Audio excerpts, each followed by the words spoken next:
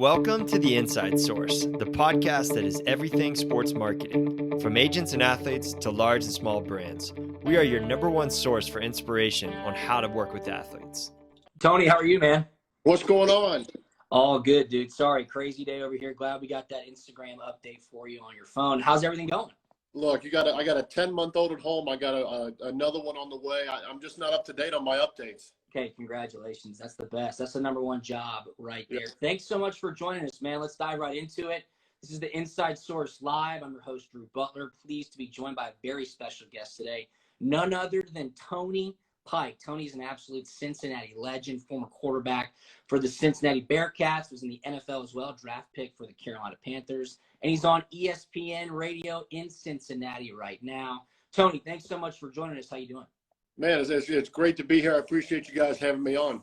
Yeah, no doubt. Tell us a little bit about yourself. I mean, obviously grew up in Cincinnati, high school, went to college for the Bearcats, played for Brian Kelly, finished up number 3 in the BCS rankings, played in the Sugar Bowl. What are you up to now?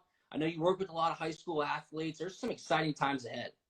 Yeah, man, it's been crazy. My time in Carolina was cut short due to multiple elbow injuries, and at the quarterback position, that's never good. And bounced around a little bit back in Cincinnati and kind of found my niche here. I'm doing radio every day, noon to 2 here in Cincinnati on ESPN.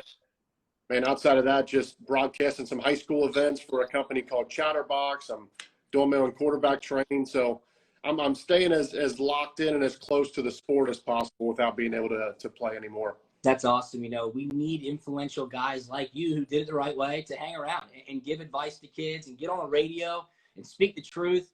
That's the most important thing. So I'm happy that you're joining us here. Obviously, we have some Cincinnati ties at Icon Source with our boy Mick Hamilton, who is working in the recruiting department at Cincinnati, has since joined us over here to help really usher in this unbelievable historic change in college athletics. And that, of course, is the NIL rule change that's happening July 1st in a couple of states, depending on if the NCAA is going to act before then. So let's just dive right into it. You work with a lot of high school athletes. You broadcast for high school athletics and doing some football games. You have your daily show on ESPN. Has this been a topic of conversation for you guys? Is this a hot topic that people want to know about?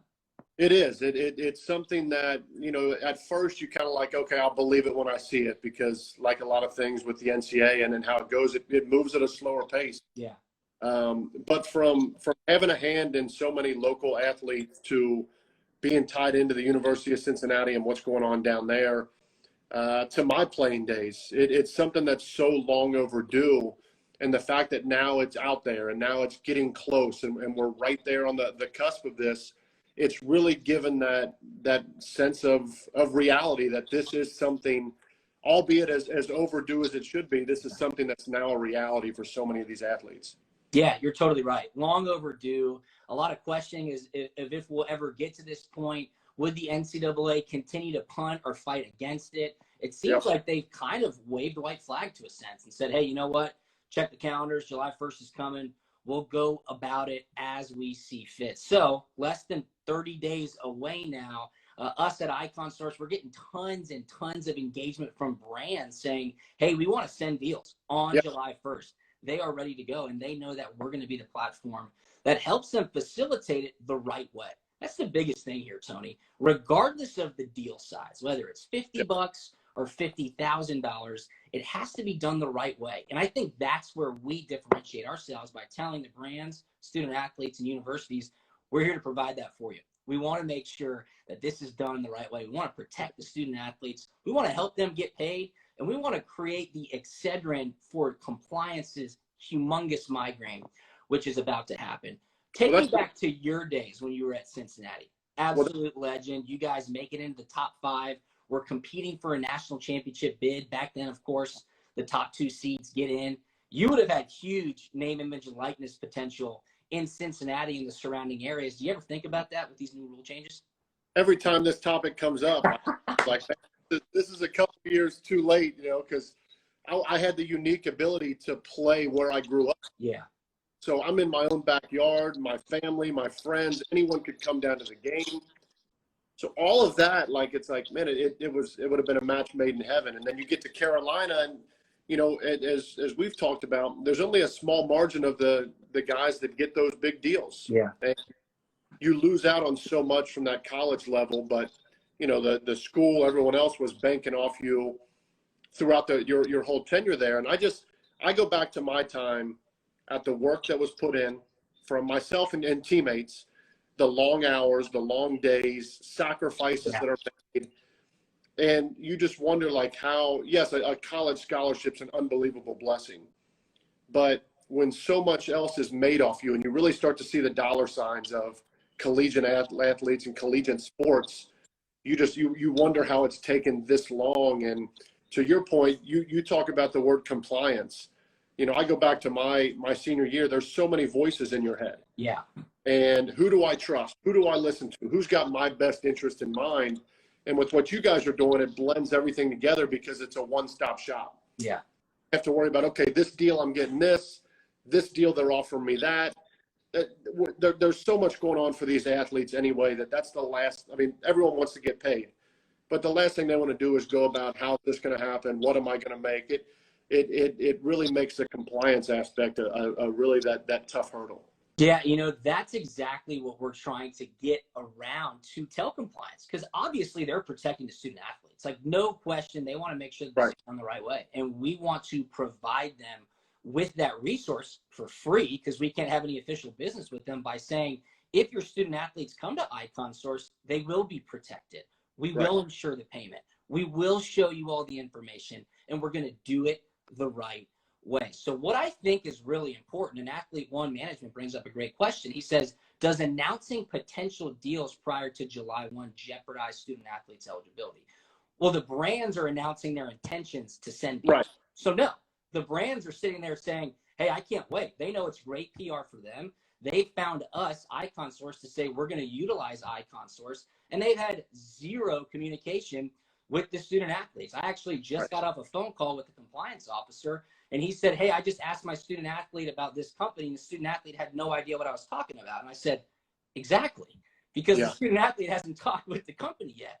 On July 1st, he'll have the opportunity then to engage with them and then see if that's something that they are interested in. We stay out of that part. We just want them all to have a seat at the table. Specifically in Cincinnati, Tony, what are some brands or restaurants that you think you would have been like, man, I would have loved to have partnered with them going back to my playing days? I mean, just around campus, you got Skyline Chili, which is a national landmark here, and La Rosa's.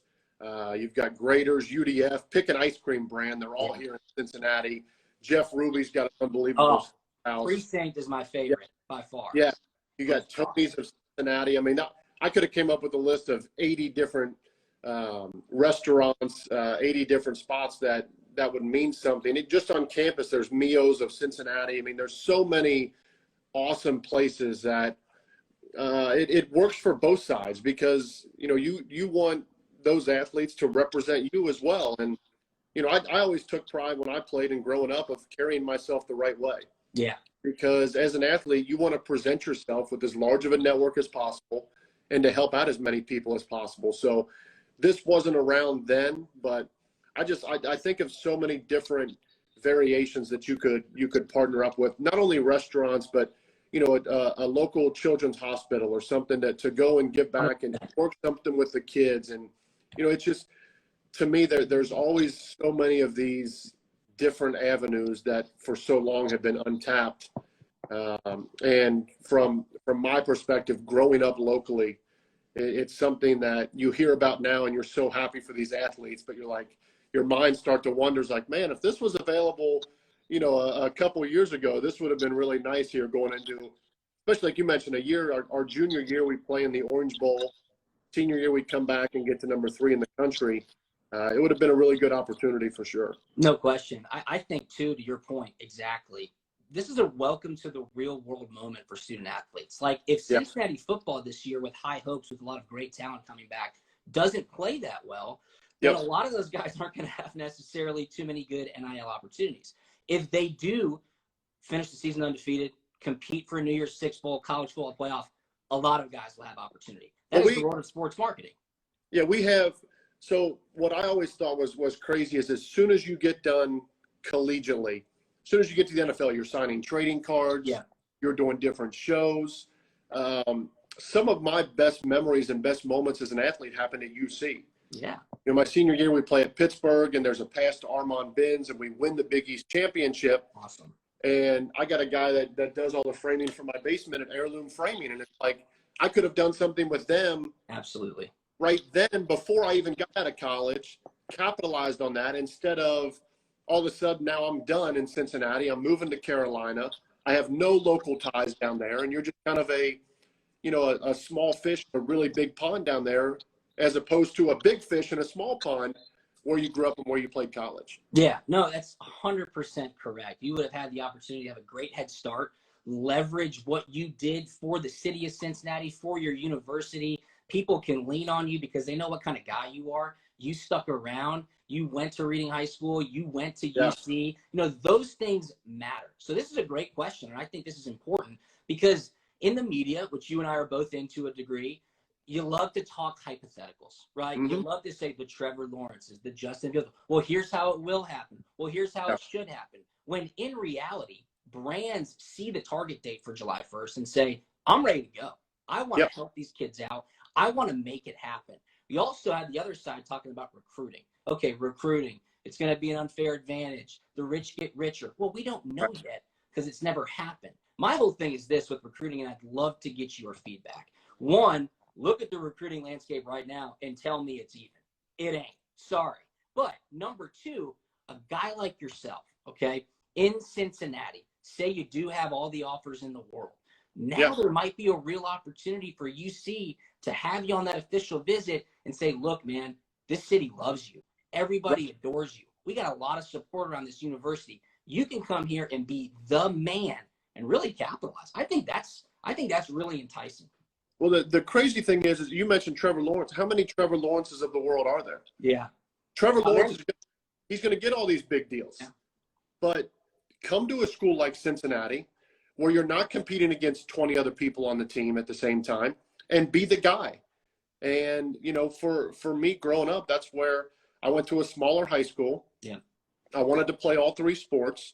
And you go and you get lost in some of these places. The Trevor Lawrences, the Justin Fields, the Joe Burrows, they're going to be all right because they're draft picks. How about the fifth or sixth round guy that's maybe not getting the huge endorsement stuff, but he rings local in a small town, or you have those relationships in college and you start building those blocks.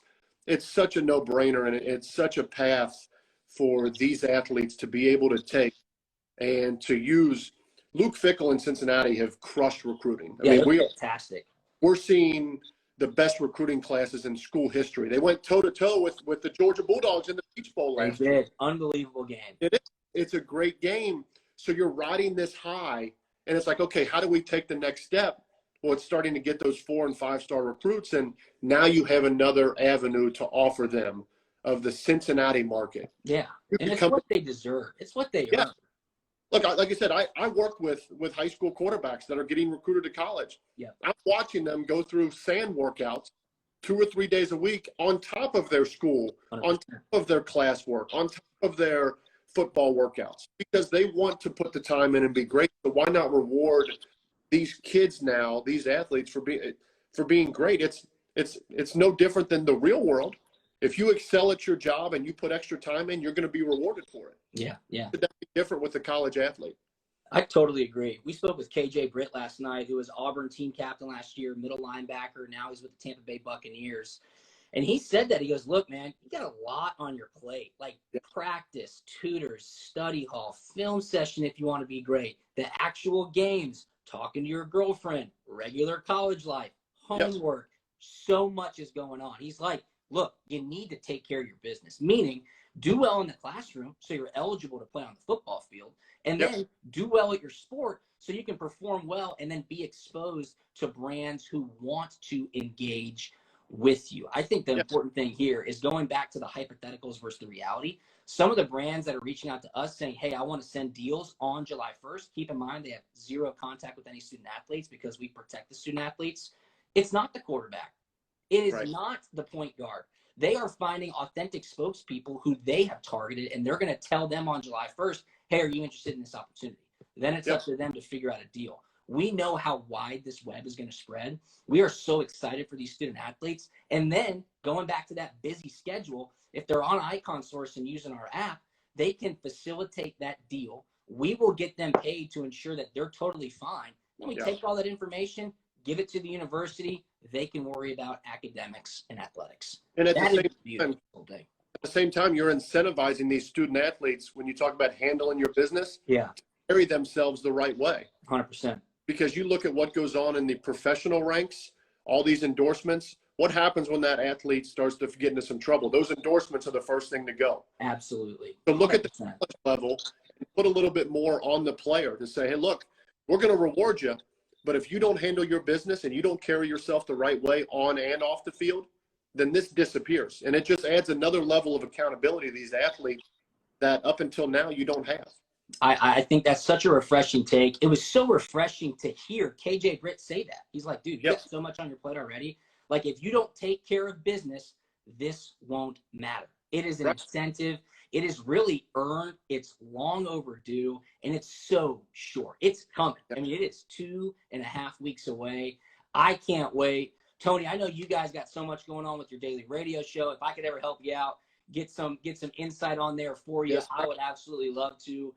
Any final thoughts? What are you telling some of the guys you work with? I mean, it seems like you're kind of reiterating the messages you just explained to us, but it's time to get ready. It's time to take care of business, and really it's time to focus on what matters most so NIL can best benefit you. Yeah, the biggest piece is handling your business. You know, you talk about social media nowadays, even a high school guy. Don't put something on social media you wouldn't be okay with that coach looking at. Absolutely. Or a possible ambassador looking at, because you're going to be judged by that. You know, it's people think, hey, you got a full scholarship, you got it made. Well, you're going to football at 6 a.m.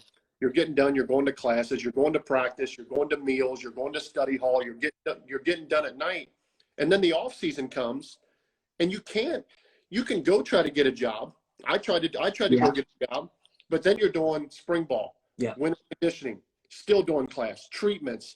So it's a full year job for these college athletes, and it's like, you know, everyone, well, if you want to get money, go get a job. It's not that easy. 100%.